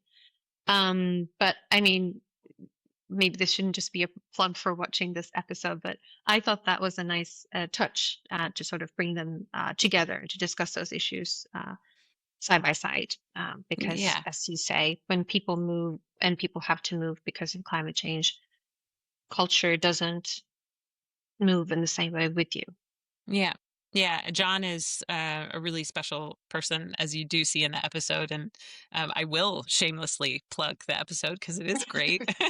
not just the language parts, but John's work is incredible. And, it is, he's doing not just conservation for the resources around his communities, but also for conservation of traditional practices, which help this conservation of the marine life around that area. So it's a natural collaboration. So with somebody like John, and John will be coming back with me in October to Nusi, not necessarily to document the language, but to help see what comes out as the language starts coming out. Maybe some practices of how to handle, a king tide if they were happening in the past, or how to manage crops that are growing on the island. Maybe these things will also emerge, and that's really his wheelhouse. So we're hoping something will happen from that teamwork. Are you going to sail again? In the episode, you sail to Nusi on a more or less traditional craft. Yeah. I don't know exactly. Are you doing that again in October, or are you taking a motorboat? What are you doing? We're going to take, hopefully we're working out what boat we're going to take. We're going to take a local sort of cargo boat over. Yeah. Yeah. Less adventurous, but, also fun. So it sounds like what we're getting is we've got these diaspora communities who are having to move to different places and find their own way. They might not move to the same place. They might still be in touch if they're able to use the internet, if they're able to use social media. What do you see is the role for maybe AI or corpus tools in this work? What are some of your predictions? Yeah, I mean, I think for people who are being displaced, for diaspora communities, in the first place, even if people are not in the same exact place, that you have to just to kind of back up, like looking at language as not just a tool for communication or even a tool for transmission of culture, but as an anchor, right? So these languages are anchors. Even without the place, even without the homeland, they can anchor people together. So if that sense is there, I think that there's real positivity in people maintaining the language, even in their smaller groups and across a diaspora. Now, how do people do that within a diaspora situation? I mean, social media already is such a great tool for that. People using local language or code switching with, whatever language is the main language of where they've ended up. There's some really, really cool language that emerges there while also safeguarding and protecting and transmitting their heritage language. So absolutely. I mean, you see that on Instagram, Facebook. The only reason I'm even on Facebook anymore is just to watch that happen with the Exactly. I was going communities to I say work exactly the same thing. I posted earlier to our listeners in the Discord some stuff from Facebook about the episode and Nusi and stuff, and I was like, I know everyone doesn't think it's cool to hang on Facebook, but if you want to talk to people who live in the Pacific, this is the only place really. I chatted with John Iney on Facebook Messenger because I had a question for him, and he was like, "Oh, good. Oh, yeah." And it was super nice. And for all, the Mark Zuckerberg of it all, it has that use. Yeah. Absolutely. Yes. That's a really good use case for that. I mean, I scarcely remember that Facebook exists, but, that's a really good thing that it It does. is. It's a great thing. And it's also for keeping people connected to their language, to their culture, to each other. It's great. It's also really cool as like a medium for study of how language changes. And how languages mix. And What have you noticed? it's Is this in people's comments?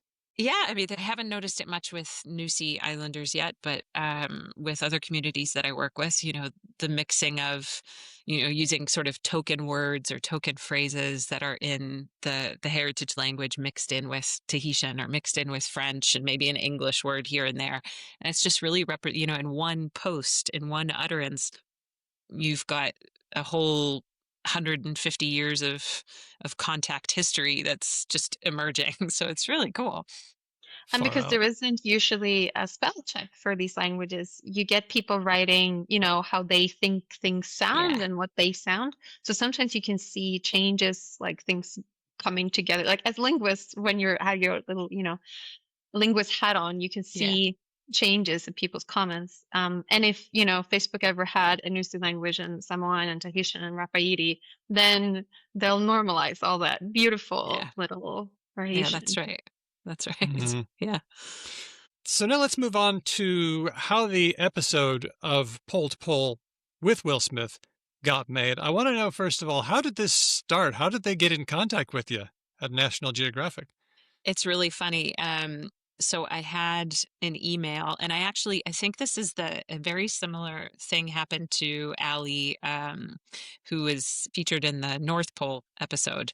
But I had a message, a couple of years back, and it was something about Nat Geo, Disney Plus, and I put it into my trash because I was like, I don't have Disney. I don't know what this is. I thought it was just their advertising for some new thing I could stream. And then something made me go back to it.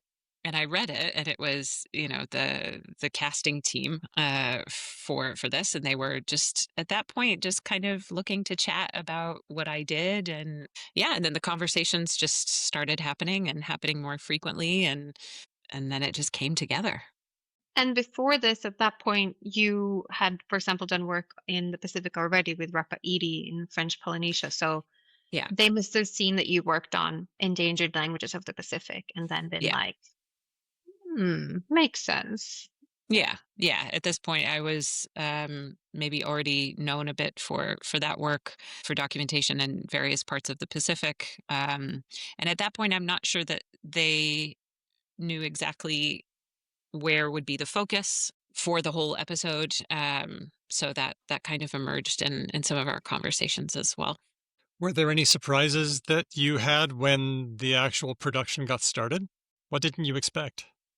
I have to say, I was involved at every level, that there weren't too many surprises. And that was a really, really good, cool thing. This was the first time I've ever done anything like this. So I actually don't know if that's a regular thing that happens, but when people are saying, oh, be careful. You can't imagine a big production coming to a small island and all of that. And so I was just really honest, this is my experience in the Pacific. This is how my experience is with people interacting there, and production really took my advice and my experience to heart. And I think that worked really, really well. I mean, everything was done so respectfully, so carefully with the communities. Obviously, you see with John, that's definitely the case, and on island too. I mean, there were no big dramatic surprises, which Hmm. was great. I'd say the biggest surprise was how easy it was to work with a major Hollywood superstar. That was the most Hmm. surprising thing. Like, oh, okay, yeah, it's the Fresh Prince of Bel-Air. That's cool. Whatever. Let's talk about language. you know, And he was um, into it as well. super into it. Maybe you have John, I need to thank, because it sounded like he sort of like put Will in his place earlier on and was like, I'm in charge here. You're doing what I'm telling you. And he must have been like, oh, okay. That's All right. right. Yeah, that might have had something to do with it. I mean, I also think I get the sense that, Will is somebody who is genuinely curious. I don't think you'd do a show like this if you're not super curious about the world around you and what you don't usually see. So that really came off a lot with him. And when it came to language and language science, he had a lot of questions. We had a lot of conversations about what does it all mean, and I could see it click for him, the connection of language and history, and this idea of language as an anchor or a tether to your past, and how meaningful that is, not just for one individual person, but sort of for us as a collective, as a species. And that was a really cool thing to witness. And yeah, very, very genuine. I will also say, during our recording session, his linguistic ability was really keen. Like, it didn't all make the cut, this whole interaction we had, but his repetition of sounds was so impressive. I was like, how did you, okay, that's good. But then also the questions he was asking were exactly the kind of follow-up questions I would have asked, as a professional linguist. I was like, oh wow, you could, be a research assistant, like, for real. um can't pay you as much as you might Be earn accustomed for to. it. No. But you're really good at this. So that was cool. I mean, that was really, yeah, that was genuinely surprising, and made everything just flow a lot easier. Mm. I think actors and comedians often have a very good sense of language and culture and social settings. I see a Yeah. lot of like really interesting linguistics takes in like random comedy podcasts sometimes. And I'm like, yeah, Okay. you're right. That Yeah. assumption, like that thing, like that's a good idea. Yeah. Yeah. But doing a big production can be really risky. Like, what if the story gets away from you? What if it's too much big budget and you miss what's going on the small interactions? But it sounds like that wasn't really a problem here. Yeah. I mean, I think a lot of work went in ahead of time to, again, making sure people were okay with the big production, that we were going to the right places.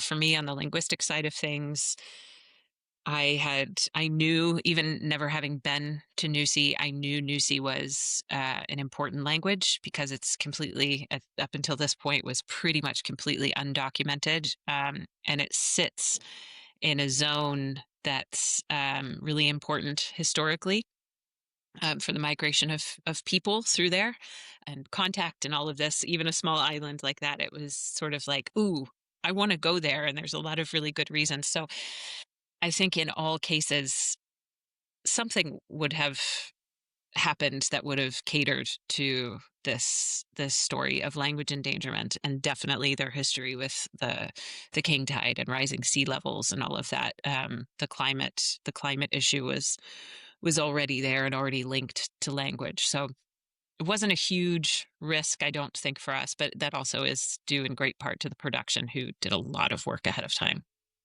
And didn't you also, if I remember correctly, Mary, didn't you travel to Inusi before the shooting of the episode and met with people? Yeah, so I did do a bit of meeting people, doing some genealogies with people, getting to know their recent history, and individual histories in quite some detail before we did shoot the episode. Well, then it sounds like if you had any advice for other public linguists doing something big like this, I guess that might be plan ahead. Always. I mean, for any linguist, for any linguist, plan ahead, and then be ready to let it to not work out. I mean, we did have some weather going to Nusi. It did put us off schedule, a nicely planned schedule, because the island is, it's not super duper far away, but it is difficult to get to land, from being out in the open ocean. So you need the swell to be right. You need the weather to be right. So, I mean, in that way, we were at the mercy of Mother Nature.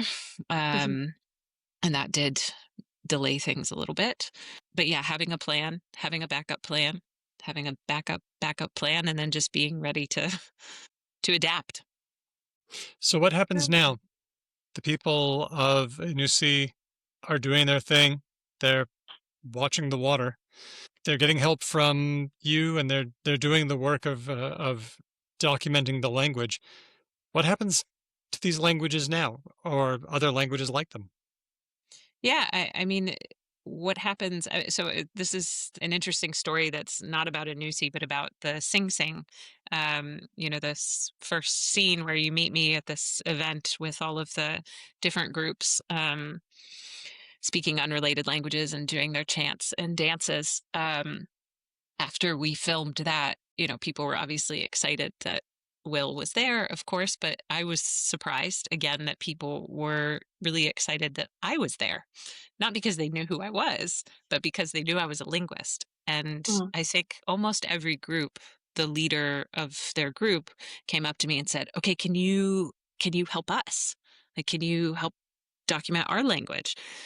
And I was like, "Well, I mean, I would love to. I wish I was 100 different people, with all the Mm. time in the world. But I'll see with students and other people I work with. That's great news if you want to work with linguists. So I think the future of these languages is continued interest and continued work. Again, with that growing interest that allows even the most endangered language to a positive chance, at least, of being able to be described and to have some data from it, and to potentially be revitalized if the community wants that.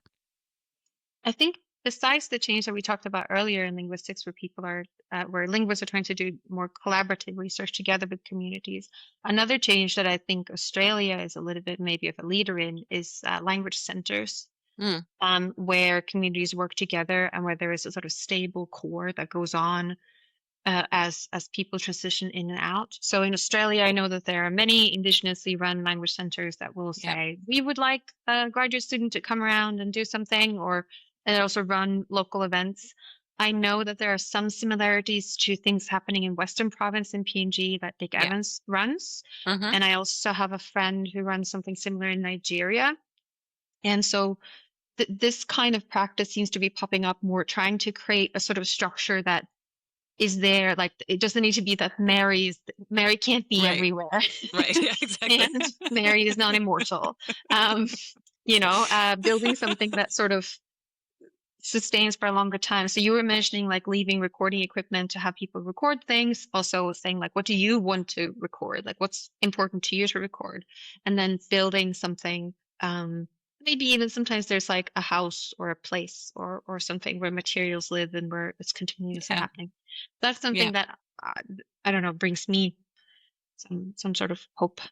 Yeah. And I think, local training, whether it's a training center expressly um, for language documentation, or if it's, again, mentioning at the very beginning before we started recording, I do teach some university courses in Tahiti and in New Caledonia, where the student body is, 99% local people who have a connection with a heritage language and have access maybe to a grandparent or a parent, or somebody who's still speaking or still remembers the language.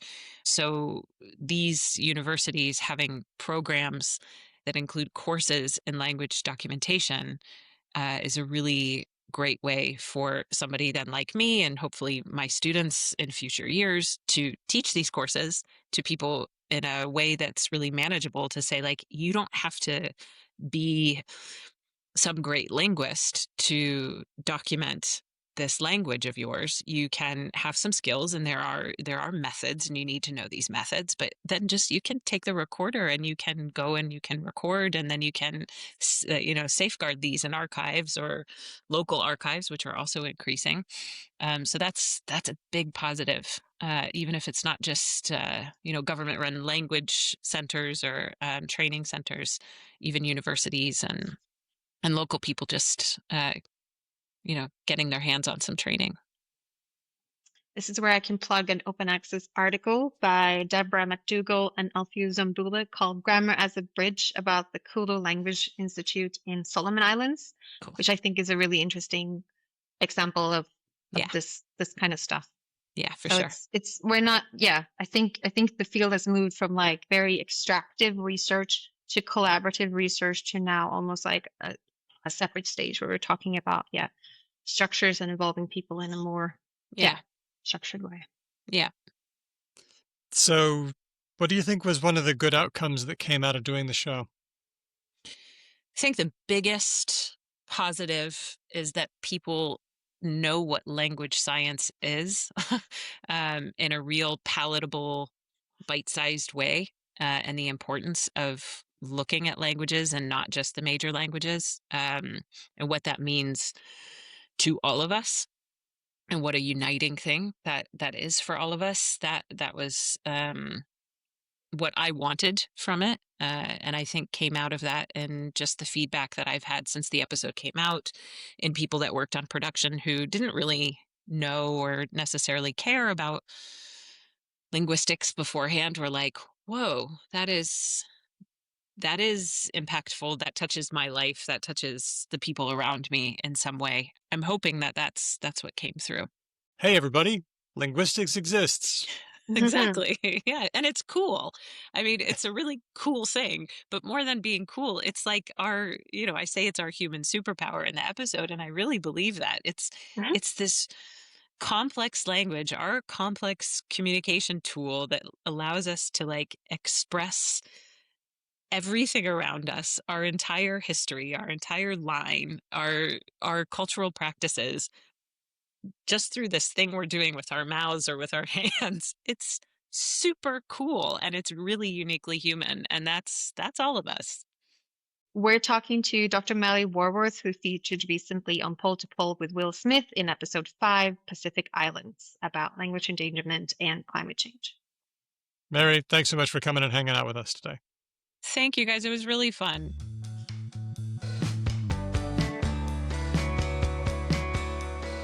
It's Words of the Week. Woo! First one comes from Andy from Logophilius, who emailed hello@becauselanguage.com. Here's what he says. Although it pains me to think about it, the word bimbofication has been getting enough play in the news that it probably deserves at least some discussion on Because Language. Does anyone know the context in which bimbofication has come up in the last week or two? I don't know why it's in the news, but it's just a kink. Like, and I don't mean just as in like to dismiss it, but like it is part of the large pantheon of the wild and wonderful ways that human beings can express themselves sexually via kinks. I'm guessing someone in the news has like been outed or kink shamed in some way for like liking bimbofication as like a kink or something.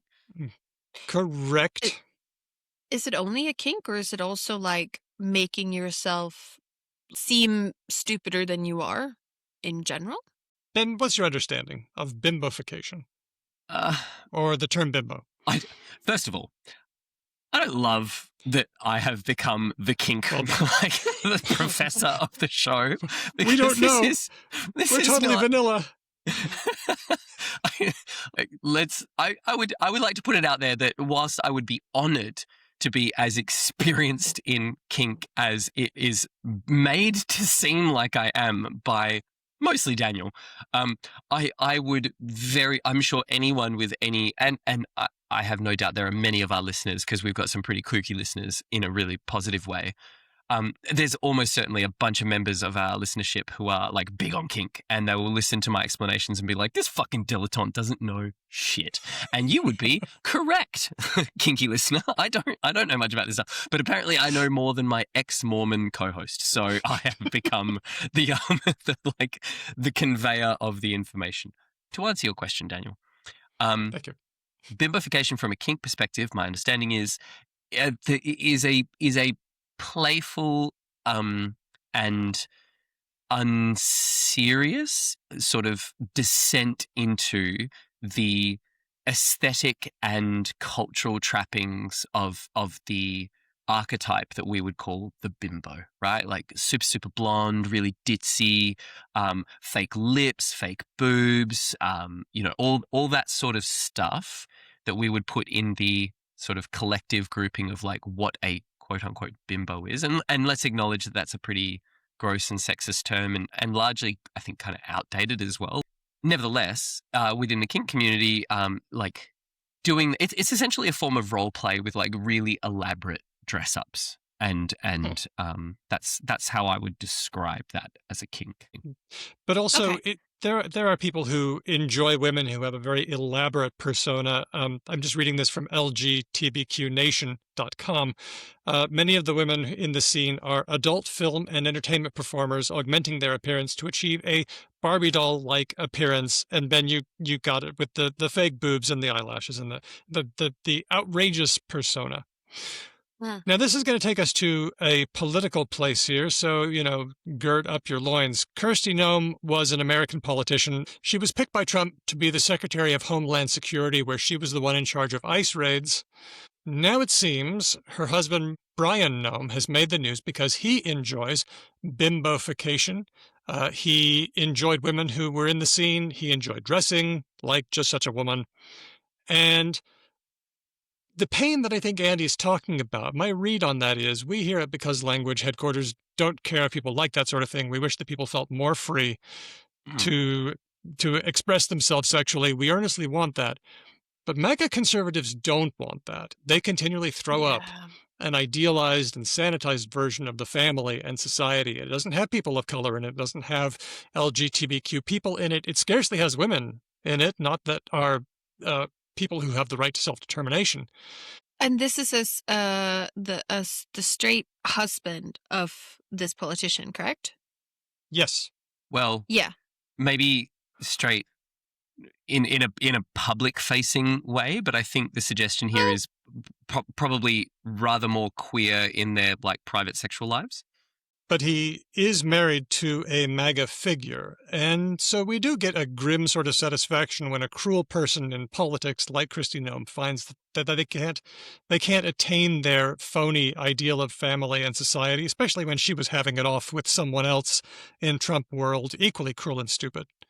I think what this sort of reminds me of is like there's this property to really constrained cultures that are driven by incredibly firm adherence to like norms and that sort of thing, is you always get the freakiest people popping up from such cultures, right? So like classically, like English, like high class English world, like lurking beneath the surface was just absolute freakazoids, just willing to do all sorts of wild and depraved things. The same can be said for like German culture. The same can be said for like Japanese culture. It strikes me that the more you try and like constrain human self-expression, the more like I hate to sound like Jeff Goldblum, but like kink finds a way. It's just like if you try and bolt that stuff down really hard, people like it's a fundamental human drive to express oneself sexually. And what I'm definitely not saying is that like all kink is the product of constraint. Repression. That's not what I mean at all. But this is what this reads like to me, is this guy married to like a super public, super conservative figure was finding an outlet, right, to express his needs, his desires, all that kind of thing. I can't help but feel in situations like this, you want to just kind of like sit down with Kristi Noem at a diner or whatever and be like, it's okay.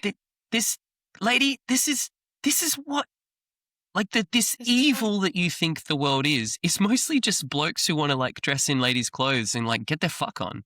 Like, is it really that bad? Is it really so? Like, just let your husband be the version of himself that he wants to be and like be aware of it, and then life is good. You could just coming from inside the house. Yeah, you could just not be a bitch about it, and then like everything would get a lot better for you. Mm-hmm. And everyone. And you could also like probably join in. Like maybe you would really enjoy your bimbo husband. Who knows? Well, I did a little bit of digging into bimbo just to find out its history. Obviously, it's Italian, a male infant or a child. We see that from the 1500s. And then in 1919, we see that people are using bimbo to refer to a guy. Interesting. Yeah, it's one of those where it's jumped genders. And there are lots of terms like that. What kind of guy was it? It was a stupid guy, a guy who Okay. didn't know anything. Right. Like a child. Like a baby. Yeah. Yeah. Yep. And then it didn't take long for it to start referring to women, although don't forget, by the 1980s, we see himbo. Yeah. Yay! Little him form. Yay. Okay, let's move on. Thanks, James. This one's suggested by Diego, glottophobia. So glotto is word or Tongue. and phobia is fear. So glottophobia is someone who's afraid of languages or words or tongues. That's it. It's xenophobia, but specifically about language. Diego links us to an article in The World from Gary Haddon, link in the show notes. People from Spanish-speaking countries, especially Latin America, are facing a lot of discrimination when they go to Spain and try to find work because employers, people on the street are insisting that they get rid of their South American accent, the accent, the Argentine accent, Peruvian accent, whatever, and speaking Spain Spanish. So that's worth a listen. It's a good one, and it's a useful term. We needed this term to describe linguistic discrimination. Somebody can be glottophobic. As Hedvig said earlier in the show, like, I'm sorry, guys. If you trample all over the world colonizing things and spread your language like a virus, you don't then get to later on be like, I don't like how these people who have been speaking our language for hundreds of years, separate to our own language, speak it slightly differently. This cannot be. I mean, it's similar to sort of dialectal fear as well. So you get people like within England being like, ooh, the Northerners, or you probably get, I mean, in Spain, you get like Castilian versus everything else, and like included, and you also have Catalan within Spain, right? So people love to find reasons to simplify their lives by generalizing other people using irrelevant attributes. Let's just put it like that. Yep. What's next? Last one. This one was suggested by Tiger Tronia on our Discord. It's a liveness check. What could a liveness check be? Liveness check. It's is it the app that you tap every day to say that you're alive, and if you don't tap it, it sends out an alert to your relatives? Ooh, like a dead man switch or a dead man pedal. That is an app. It's called like Are You Alive or something. It's called something like that. I love apps with really understandable titles. No, it's not that this time. A liveness check. I mean, is it something to do? Did it come to us from electrical, like engineering or electrical, like workmen or anything like that? No. Okay, I'm like nope. For making sure things are live or not live, as the case may be. Good guess. Is it a welfare check? Like you call the police to go to your house to check that you're alive? No. This one. Lay it on us. This is what I did at the beginning of this episode. It's asking someone to do something to prove that they're not an AI. The one that AIs do really badly is putting 3 fingers in front of your face. AIs will not want to do that because it'll be very clear exactly what's going on. Interesting. So that's a liveness check. It's like a reverse Turing test. I feel like we keep finding these things like, oh, it can't count strawberry and it doesn't understand the seahorse emoji and holding 3. Let's stop telling Sam Altman let's stop outing the things. Right? Because he's implementing fixes specifically for that. Because I was talking to my mom about ChatGPT recently, and we were saying like, oh, have you ever let's check if it has learned the thing about strawberry. And it had. Right? And we were like, oh, let's check the seahorse emoji. And it knows that one. Yeah, damn. Yeah. Just we got to stop telling Skynet how to fool us. Yeah. So, bimbofication, glottophobia, and liveness check are words of the week. Let's get to some comments. On a previous episode, we talked about how the Irish word clan came from Latin planta, meaning a plant or a root. This one's from Colin on our Discord. Daniel expressed a bit of puzzlement at the derivation of Irish clan from Latin planta, but didn't go into it. The phonetic oddity is also seen in Irish corcra, purple. Notice the k to p? Same thing. And I suspect it's all mixed up with the separation of P Celtic and Q Celtic, which I had never heard before. Colin says, wait, Hedvig, was that a gasp of recognition? No, I did know about this. And I only okay. know like insular versus mainland Celtic is the only split I know of. Well, here's Colin's explanation. P, the P phoneme, had already disappeared in Celtic, but in some dialects, the ones that became Brythonic, qu was morphing into P. So my guess is that P was heard as a variant of qu. There we go. And that's worth some extra study. Thanks a lot, Colin. Finally, on our latest episode with Dan Parker, we talked about headlines that lead you down the garden path, like I drops off shelves. I drops off shelves. I drops off shelves. You could read it either way, and it's crazy one way, and it's fun the other. Lauren says, hi there. I listened to your most recent episode. There's a term for when headlines in newspapers, due to their minimal grammar and punctuation, are ambiguous or confusing in meaning. Here's the term. A crash blossom. Well, Ever that's heard of fun. crash blossoms? I have not. This term, says Lauren, apparently comes from a now famous headline, violinist linked to JAL crash blossoms.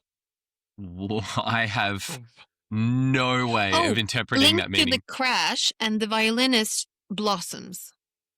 You got it. Wait, Violinist linked to JAL crash blossoms. I still don't actually understand what they're saying. Are they saying this particular violinist is now doing very well? They have blossomed into Yes. society? Yes. Beautiful. Is that Yes. actually what they're saying? That's what they're saying. That's There must be a fucking better way to crazy. do that. That is so bad. That is really bad. It appeared to link a violin player, Diana Yukawa, to a plane crash site because her father was on the plane, when in fact she was developing as an artist. I loved the additional examples you provided and your discussion of linguistic ambiguity in general. Thanks for all you do. Love the show, Lauren. No. Thank you, Lauren. That's nice. Might I also add that you created a small little video based on our conversation with Dan Parker and his book Linguistic Illusions, where he tricked me about the number of animals on the ark. Oh, yes. And I saw that on TikTok. I was Did you? annoyed, and I said that he had hijacked my kindness. And there was at least 2 people on TikTok who commented, "She's right," and I was like, "Yes, Validation! validation." For anyone who hasn't listened, the question was, how many animals of each type did Moses take onto the ark? And the answer was, Ben? The answer is not 2, because obviously it's a completely made up story and Moses didn't take any animals onto the ark, but Moses didn't take any animals onto the ark at all because it was in fact Noah who didn't build an ark and didn't take any animals anywhere. Also, I learned recently, I think from my husband, Noah also didn't bring 2. He brought different amounts of different animals. Like there's clean and unclean animals. Daniel knows this better, but it's not 2. Yeah. Very often there will be 2 competing versions of the story. And so what biblical compilers did was they just included them both. That's why we see God creating the universe and Adam and Eve, and then we see God creating them again, 2 different stories. So in one version, Noah brings 2 of each animal, and in the other version, he brings 7 of the clean ones, 2 of the unclean ones, and the Bible just has both of those stories there. Funsies. Funsies. So I had heard the term crash blossom, but I'd never delved into it, but now I have, so thanks a lot, Lauren. Meow. That was Beans. so sweet. Just a Beans. little face. I mean, let's just temporarily ignore that foot is covered in cat feces, but that's fine. Shut up. She always washes her hands when she leaves the toilet. He does not, but Big thanks to our guest, Dr. Mary Walworth. Thanks to everybody who gave us ideas, words, and news. Thanks to Speech Dogs, who transcribes every last word that comes out of Ben's face. Ugh. And us. And you great patrons. because language lovers, we would love for you to do some things. You can do the following things for us, and it would make us a little bit more happy than we otherwise are. I think that's Couldn't be relatively fair. Wouldn't work. Chuff. So Wouldn't happy work. I could- Oh, you're at max happiness? You would I'm chuff at me. max happiness. Consider me thoroughly chuffed if you do any of the following things. Oh, But, yes. but my you happiness would does not depend on your actions. Don't feel like you have any chuff. responsibility.